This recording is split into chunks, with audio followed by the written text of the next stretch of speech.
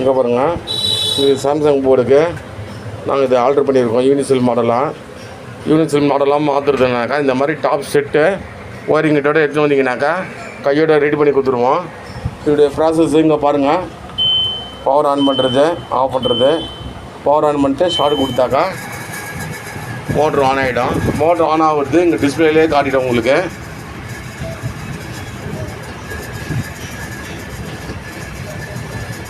தண்ணி உள்ளே வர்றது, தண்ணி வெளியே போகிறது எல்லாமே டிஸ்பிளேலே காட்டிடும் உங்களுக்கு.